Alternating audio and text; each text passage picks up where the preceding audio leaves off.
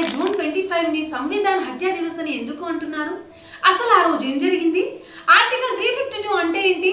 అన్ని ఈ వీడియోలో తెలుసుకుందాం. వీడియోను ఎండ్ వరకు చూడండి. అయితే 1971 లో జనరల్ ఎలక్షన్లు జరిగాయి. రాయబరేలీ నుంచి ఇందిరాగాంధీ అండ్ రాజ్ నారాయణ్ గారు ఇద్దరు పోటీ చేశారు. ఈ ఎలక్షన్ లో ఇందిరాగాంధీ గారు గెలిచారు. కానీ రాజ్ నారాయణ్ గారు కొన్ని ఎలిగేషన్స్ తో ఇందిరాగాంధీపై అలహాబాద్ హైకోర్టులో కేసు వేశారు. ఆ ఎలిగేషన్స్ లో electoral malpractice, misuse of government machinery నిజం అని జడ్జ్ జగమోహన్ లాల్ సిన్హా గారు తేల్చి చెప్పారు. అండ్ ఇందిరాగాంధీని 6 years వరకు బ్యాన్ చేసి ఇంకో 20 రోజుల్లో కొత్త పీఎం ని ఎన్నుకోవాలని కాంగ్రెస్ పార్టీతో అన్నారు.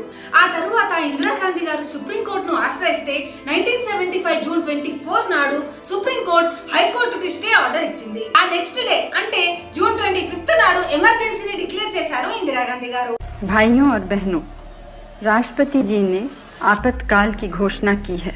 ఈ ఎమర్జెన్సీలో ఫండమెంటల్ రైట్స్ పనిచేయవు, మీడియాకి ఫ్రీడమ్ ఉండదు, అండ్ ప్రొటెస్ట్ లాంటివి చేస్తే అరెస్ట్ చేస్తారు. అలా అప్పట్లో మొరార్జీ దేశాయ్, జయప్రకాష్ నారాయణ్, ఎల్కే అద్వానీ, చరణ్ సింగ్ లాంటి ఎంతో మంది నేషనల్ లీడర్స్ ని కూడా అరెస్ట్ చేశారు. ఇలాంటి ఒక క్రిటికల్ సిచ్యువేషన్ ని ఆ కాలంలోని ప్రజలు 21 నెలలు అనుభవించారు.